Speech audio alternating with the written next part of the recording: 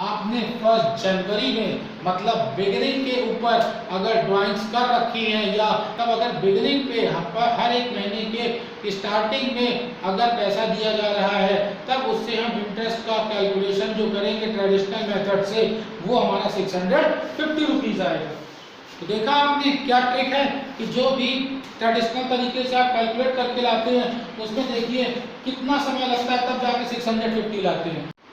अब देखिए बेटा आपने इतना कैलकुलेशन किया है तो उसको मैं और भी इजी मोड पे आपको समझाता हूँ कि और क्या ट्रिक इसमें हो सकती है।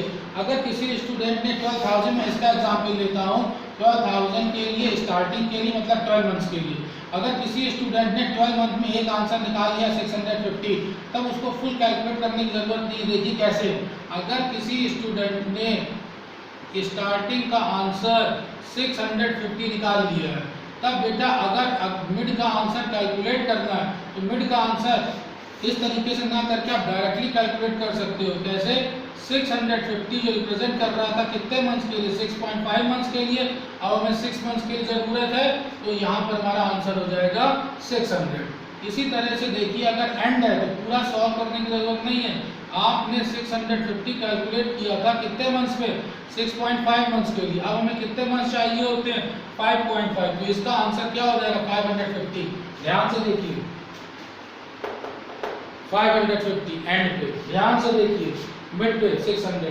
मेरा ये कहना है कि आपको फुल कैलकुलेशंस करने की ज़रूरत नहीं पड़ती है। एक मंथ के स्लॉट पर अगर किसी भी पॉइंट को कैलकुलेट कर लिया तो आप डायरेक्टली इस ट्रिक के भी थ्रू सॉल्व कर सकते हैं।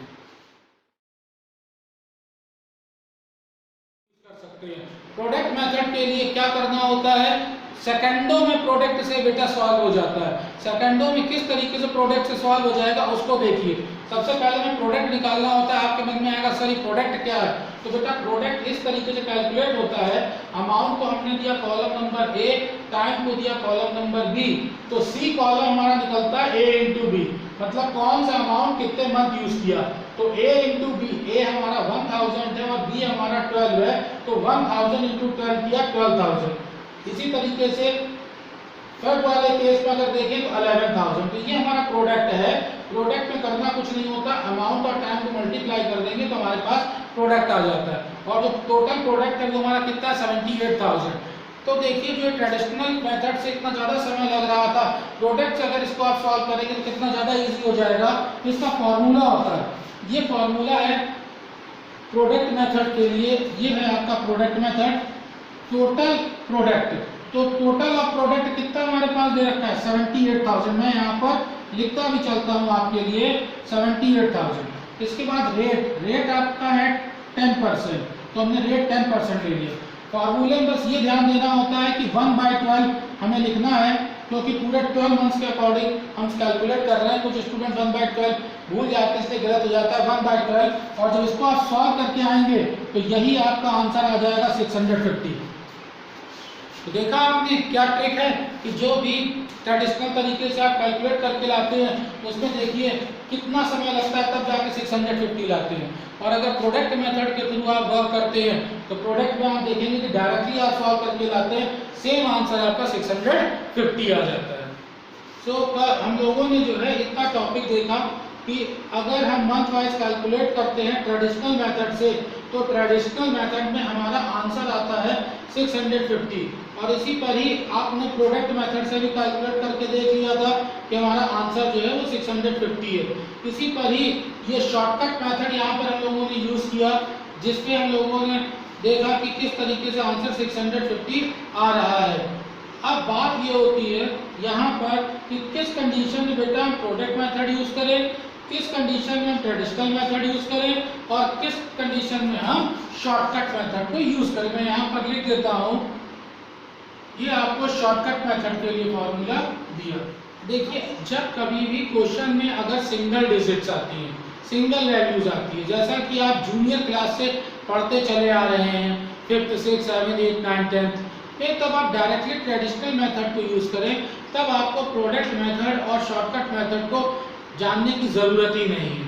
कैसे, जब सिंगल डिजिट का मतलब है क्वेश्चन में से 12,000 लिखा हुआ था, तो 12,000 एट द रेट ऑफ 10%, तो इसमें क्वेश्चन में लिखा हुआ था कि 12,000 आपने विड्रॉन किया, तो जब 12,000 आपकी ड्रॉइंग्स है, 12,000 आपने विड्रॉन किया या 12,000 कोई कैपिटल का भी अमाउंट है, तो 12,000 एक सिंगल वैल्यू है। इस 12,000 के ऊपर आप डायरेक्टली कैलकुलेट कर लेते हैं 10% पर एनम के अकॉर्डिंग, तब कोई दिक्कत नहीं। तो ट्रेडिशनल मैं आपको सजेस्ट करूंगा कि कोई प्रॉब्लम ही नहीं होगी कि जब सिंगल या 1-2 डिजिट की वैल्यूज दे रखी हो या 1-2 टाइम दे रखी हो या फिर जैसे यहाँ 1,000 2-3 बार दे रखा हो, तब तक का आप ट्रेडिशनल करिए यूज, तो ट्रेडिशनल में आपको प्रॉब्लम नहीं होती है। अब हम आते हैं कि फिर किस कंडीशन में सर हम प्रोडक्ट को यूज करें और किस कंडीशन में हम लोग शॉर्टकट को यूज करें। इधर मैंने प्रोडक्ट का फॉर्मूला लिख रखा है और इधर मैंने जो है शॉर्टकट का फॉर्मूला लिख रखा है। तो किस कंडीशन में हम प्रोडक्ट मेथड को यूज करते हैं, किस कंडीशन में हम लोग शॉर्टकट मेथड को यूज करते हैं। सबसे पहले मैंने इसमें ट्रेडिशनल को अलग कर दिया कि अगर सिंगल डिजिट में वैल्यू दे रखी हो, तब ऐसी हालत में आप डायरेक्टली ट्रेडिशनल तरीका जो ये दे रखा है ऐसे करिए, क्योंकि एक ही आध बार डायरेक्ट होगा जैसे टॉप के ऊपर लिखा हुआ है, या फिर क्वेश्चन में ऐसे गिवन है जैसे अभी अभी आपने देखा कि 10% पर एनम था। अब अगर क्वेश्चन में सिर्फ मान लो 10% ही लिखा हो, अगर सिंपल 10% लिखा हो तो भी आपको कंफ्यूज होने की जरूरत नहीं है। सिंपल 10% पे आप डायरेक्टली कैलकुलेट करिए, इसमें मंथ का कोई भी प्रॉब्लम नहीं होता है। कुछ स्टूडेंट्स को लगता है अरे सर ये तो दोनों एक ही चीज है, नहीं, ये दोनों पॉइंट एकदम अलग अलग हैं, इनसे आंसर एकदम डिफर कर जाता है। 10% पर एनम अगर टर्मिनोलॉजी लिखी है, P.A अगर टर्म लिखा है, तब इसका मतलब है कि आपको मंथ्स का इफेक्ट देना ही पड़ता है। और अगर 10% लिखा है, तब इसका मतलब है कि मंथ से कोई मतलब नहीं, जितनी भी वैल्यू हो उस पर आप डायरेक्टली 10% कैलकुलेट करोगे। अब अगर 10% पर एनम है और सिंगल डिजिट है, तो आप ट्रेडिशनल तरीके से सॉल्व करिए। सिंगल 10% दे रखा है, तब आप ट्रेडिशनल तरीके से सॉल्व करिए। तो मैं समझता हूँ कि ये 10% वाली बात और ट्रेडिशनल वाली बात अब आपको समझ में आ गई होगी। अब बात होती है कि किस कंडीशन में हम प्रोडक्ट मेथड में और शॉर्टकट मेथड में डिफरेंस को करें। तो इस डिफरेंस को समझिए, यहाँ पर वैल्यूज दे रखी है 1000 1000 1000 1000, ये हमारे पास वैल्यूज गिवन है। क्लियर? अब मैं यहाँ पर इस डिफरेंस को बताता हूँ। इस डिफरेंस के लिए सबसे पहले मैं टर्म लेता हूँ टाइम, जो हमारा टाइम पीरियड है। उसके बाद में मैं इसके ऊपर लेता हूँ अमाउंट। बस यही दोनों हमारे पास 2 मेजर कंडीशंस हैं जिसमें हमें कैलकुलेट करना है। फर्स्ट कंडीशन हमारे पास है कि जब टाइम हमारा इक्वल हो गैप और साथ में हमारा अमाउंट इक्वल हो। अगर ऐसी कंडीशन हमारे पास गिवन है, ध्यान से देख लीजिए मैंने क्या लिखा है, टाइम पीरियड और अमाउंट, जब ये दोनों इक्वल हो तब ये टर्म आपके दिमाग में आएगा सर इक्वल हो, इसका क्या मतलब है? बेटा टाइम पीरियड इक्वल होने का मतलब है, जैसे बोर्ड पर आपको दिखाई दे रहा है, ये बहुत अच्छा एग्जाम्पल है टाइम पीरियड इक्वल होने के लिए। कि टाइम के बीच में जो गैप है वो इक्वल है। कैसे? 1 जनवरी से 1 फरवरी 1 मंथ का डिफरेंस है, 1 फरवरी से 1 मार्च 1 मंथ का डिफरेंस है, 1 मार्च से 1 अप्रैल 1 मंथ का डिफरेंस है।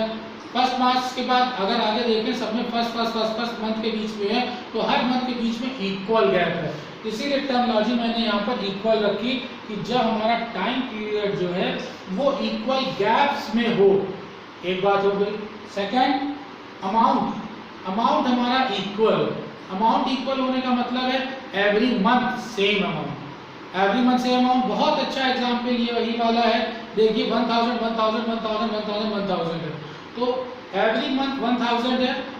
मार्च में जो है वही अप्रैल में है, वही जून में है, वही दिसंबर में है 1000। तो इसका मतलब इस तरह के क्वेश्चन में हम किस मेथड को यूज करें इसके डाउट आपको क्लियर करते हैं।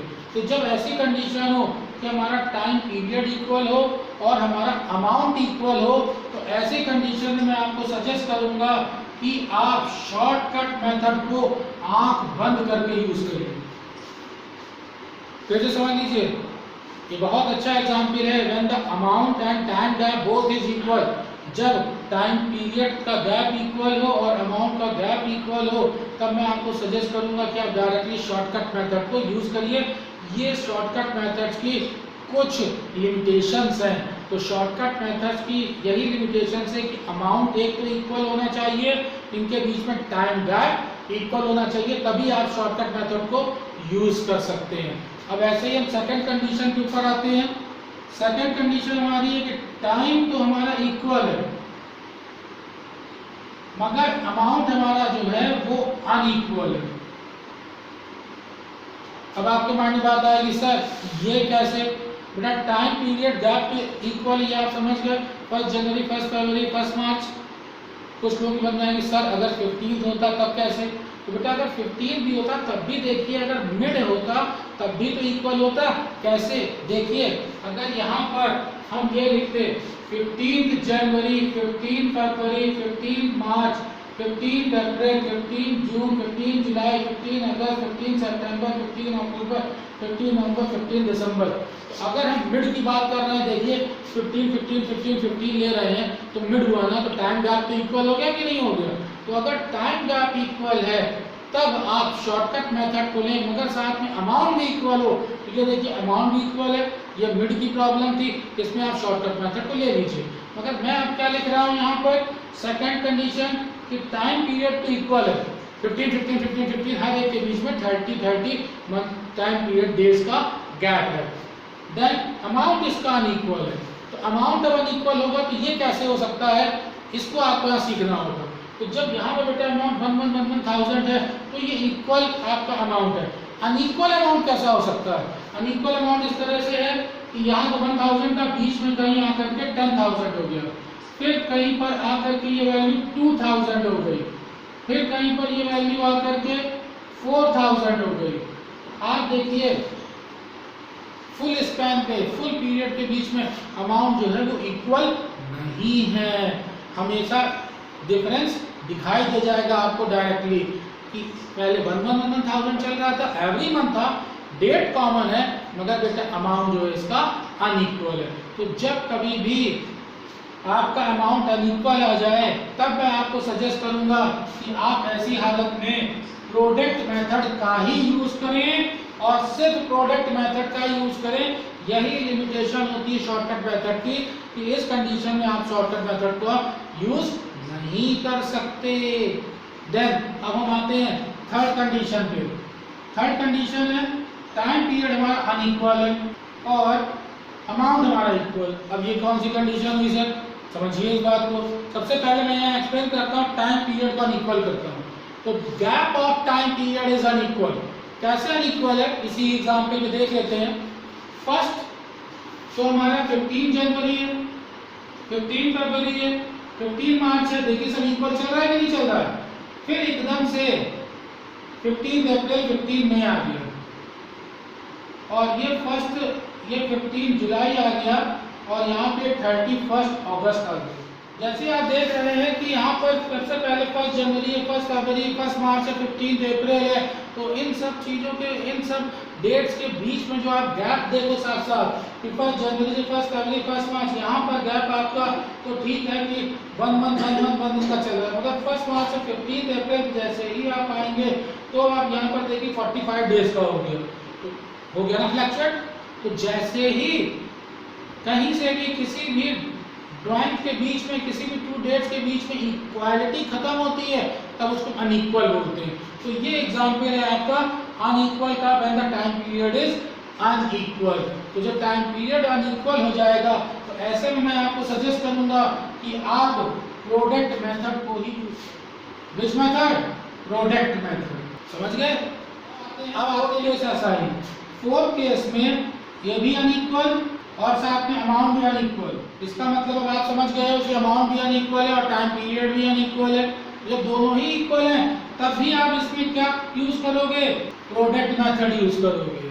तो सर इसका मतलब हम ये समझें कि शॉर्टकट मेथड हम तभी यूज करेंगे कि जब हमारे पास amount as well as gap और time period both should be equal. Yes, बिल्कुल सही आपने समझा कि जिस समय हमारे पास टाइम गैप वो इक्वल हो और साथ में हमारे लिए डेट्स और अमाउंट पे कहीं कोई डिफरेंस ना दिख रहा हो, तभी हम शॉर्टकट मेथड को यूज करेंगे, अदरवाइज हम शॉर्टकट मेथड को यूज नहीं करेंगे, हम प्रोडक्ट मेथड ही यूज करेंगे। अब इस जगह देखिए कि शॉर्टकट मेथड को पकड़ने का सबसे आसान तरीका क्या होता है। शॉर्टकट मेथड में इसीलिए टर्म जो लिखा होता है वो होता है एवरी मंथ। क्या लिखा हुआ होगा बेटा? Every month. Each and every month लिखा होता है, तो एवरी मंथ हो गया, ईच एंड एवरी मंथ हो गया। इसका मतलब हो गया कि हर एक मंथ में आप कर रहे हैं, डेट्स हर एक की सेम है। या तो शॉर्टकट मेथड के लिए क्वेश्चन में डेट होगी स्टार्टिंग की, जैसा आप समझ रहे हैं बिगिनिंग के लिए 1 जनवरी 1 फरवरी 1 मार्च वाली, या फिर क्वेश्चन में डेट होगी मिड की, मिड के केस में 15 जनवरी 15 फरवरी 15 मार्च होगा, या फिर क्वेश्चन एंड का होगा 31 जनवरी 28 फरवरी, एंड का ही क्वेश्चन रन करेगा। कभी भी जिग जैग नहीं हो सकता। अगर जिगजैग हुआ तो हमेशा प्रोडक्ट मेथड ही यूज करेंगे, और जब प्रोडक्ट मेथड आप यूज करेंगे तब आप इस फॉर्मूले को लगाएंगे। इस फॉर्मूले की तरफ आपको ध्यान भी नहीं देना है, total amount into rate into question mark upon 12। तो टोटल अमाउंट, इसमें भी टोटल अमाउंट आपका आ सकता है, मगर यहाँ मैंने टोटल अमाउंट की बात नहीं करी है। यहाँ पर मैंने देखिए लिखा है टोटल प्रोडक्ट अमाउंट।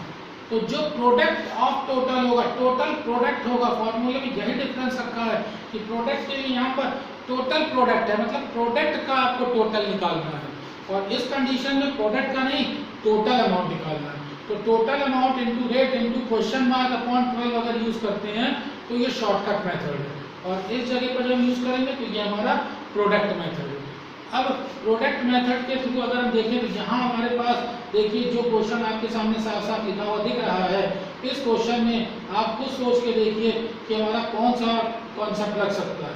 तो यहाँ पर डेट आपके पास दे रखी है जो कि एकदम अलग दे रखी है, अमाउंट भी साथ साथ हमारे पास अलग दे रखा है, टाइम जोन भी हर एक का बेटा यहाँ पर हमारे लिए अलग अलग दे रखा है, क्योंकि इस जगह से अगर आप देखेंगे 15 मई से तो डेट्स हमारे पास अलग अलग आ जाएंगी, तो हम यहाँ पर नहीं यूज कर सकते। इसलिए प्रोडक्ट के लिए ध्यान रखिए कि प्रोडक्ट का मेथड जब भी होगा तो उसके लिए मेजर आपको 4 कॉलम्स ड्रॉ करने पड़ेंगे। प्रोडक्ट मेथड तब तक नहीं करिएगा जब तक 4 कॉलम ड्रॉ ना कर लीजिएगा। तो प्रोडक्ट मेथड के लिए फर्स्ट कॉलम जो है वो आपका डेट का रहेगा, सेकंड कॉलम आपका अमाउंट का रहेगा, थर्ड कॉलम आपके पास टाइम का रहेगा, कितने टाइम आपने यूज किया है। आफ्टर दैट प्रोडक्ट लेंगे, और प्रोडक्ट के लिए कंफ्यूजन नहीं हो तो इसलिए टॉप पे मैंने लिख दिया अमाउंट के लिए ए दिया है, टाइम के लिए बी दिया है, प्रोडक्ट के लिए सी दिया है। प्रोडक्ट कैलकुलेशन के लिए ए इंटू बी मतलब अमाउंट इंटू टाइम आप कर देंगे तो आपके पास प्रोडक्ट आ जाएगा ए इंटू बी हो जाएगा। ये कहेंगे सर अब हमारी समझ में आ गया कि अगर कहीं भी क्वेश्चन में पढ़ने पर every month, each and every month ऐसा नहीं दे रखा हो और ऐसा ना समझ में आ रहा हो कि हर मंथ के बीच में गैप इक्वल है, हर ड्राइंग्स के टाइम के बीच में गैप इक्वल है, और साथ ही साथ अमाउंट में अगर डिफरेंस दिख रहा है तो हमें प्रोडक्ट मेथड को ही यूज करना होगा, हम शॉर्टकट मेथड को यूज। अब हम लोग थोड़ी सी प्रैक्टिस कर लेते हैं प्रोडक्ट मेथड के लिए। और प्रोडक्ट मेथड का फॉर्मूला हो गया total product into rate into 1/12। 1/12 यहाँ का फॉर्मूला है, और इस 1/12 को हम लोग कैसे सॉल्व करेंगे उसको देख लीजिए। यहाँ पर आते हैं टाइम जोन के ऊपर कैलकुलेशन के लिए। टाइम जोन के कैलकुलेशन में हमारा जो प्रोडक्ट है बेटा वो बदलेगा और टाइम जोन बदलेगा। कैसे टाइम जोन बदलेगा हम उसको बताते हैं। सबसे पहला टर्म 1 जनवरी से 1 फरवरी लिखा हुआ, बिल्कुल सही है, कहीं कोई दिक्कत नहीं। 1 फरवरी से 1 मार्च सही है।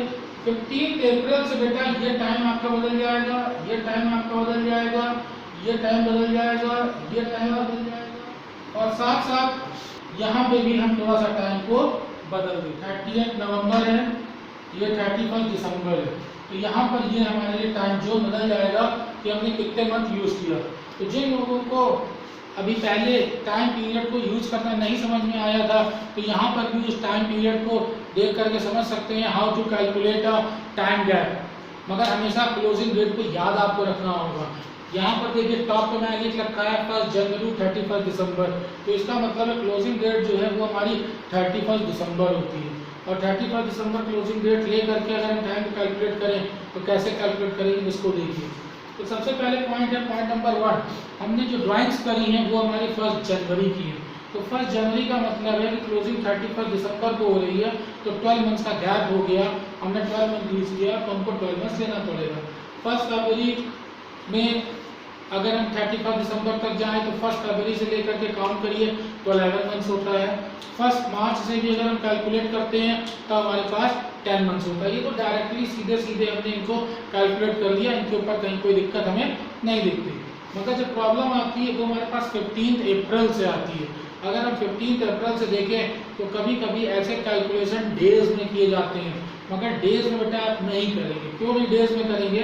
उसकी वजह है कि जब टाइम जो है आपने मंथ्स में लेना शुरू कर दिया है तो इस जगह पर अप्रैल को भी आपको मंथ में लेना पड़ेगा। तो बेटा अगर अप्रैल से आपने स्टार्ट किया तो अप्रैल से देखिए 31 दिसंबर तक, मतलब एंड तक पहुंचने में कितने पीरियड आपको लगेगा। मंथ्स में अगर हम लोग बात करें तो 15 अप्रैल से अगर हम बात करते हैं तो ये पीरियड हमारा 8.5 हो जाएगा।